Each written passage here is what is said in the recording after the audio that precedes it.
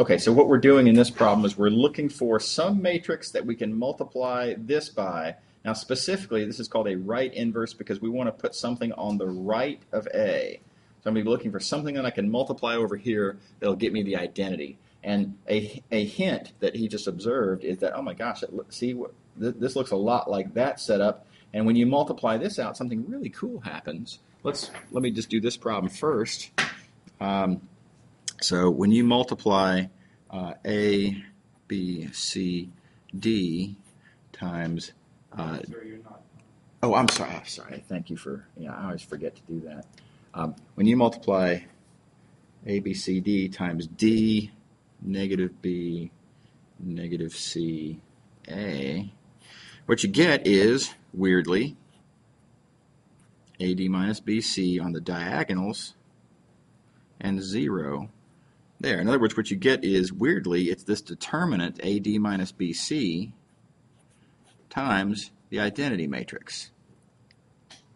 Okay. So, said differently, you can interpret, sort of the punchline of number 10 here is that, let's see here, what am I doing?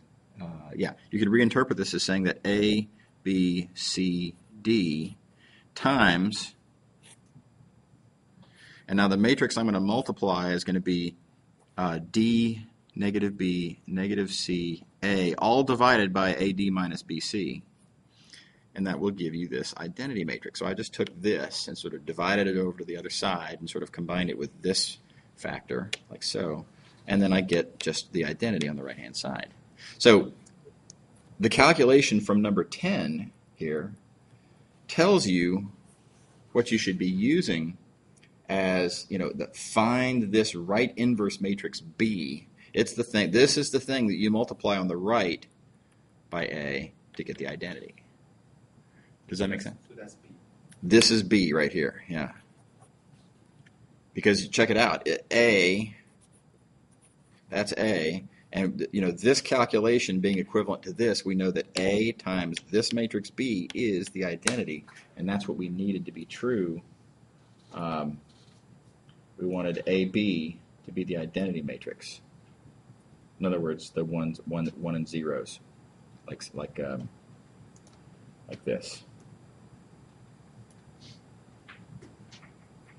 Does that make sense? So for number 10, there's more algebra involved, right? Number 10? Yeah, right. No, number 10 is done when you get to this. I mean, that's number 10 right there. Okay. It's just a simple computation. Really, number 10 is. I made it a separate exercise just because, but honestly, number 10 is a segue into 11 and 12. Yeah. Oh, okay. Yeah. And then when you get to 11, you just use B and then do the matrix. Yeah. Exactly. Yeah. So I mean, 11. So notice that this algebra here, that algebra is a lot like this algebra, but this here tells you what the B is. That's the answer to number M11. Okay,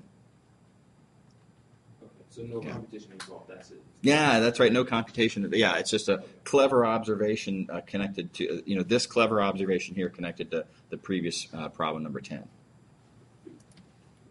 Yeah. So, in other words, and by the way, if you want to do this and by the way, notice that it says AD minus BC is not equal to 0. You have to, that better not equal to 0 because we're dividing by it, right? And you can't divide by something if it's allowed to be 0. So that's why that's in there. So just as a matter of form, just as a matter of course, you probably should go ahead and multiply this matrix times that matrix and confirm directly that yes, indeed, it does equal to the identity matrix. Does that make sense? Yeah, that makes sense. Okay, so let me just do number 12 while we're here. It's a very similar thing. This time we're looking for a left inverse. I'm looking for something that you can multiply on the other side to sort of same kind of thing, but on the left side instead of the right side. And that's different. You can't assume that just because you have a right inverse that it's necessarily a left inverse. But amazingly and wonderfully, it works. So I claim, so for number 12, if you take the matrix A,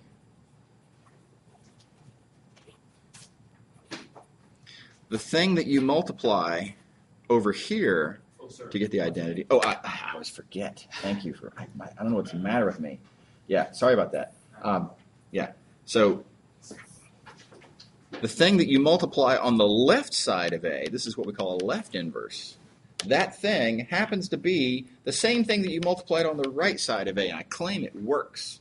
So you can just check that so B and C happen to be exactly the same thing. It's D, negative B, negative C, A, all divided by AD minus BC.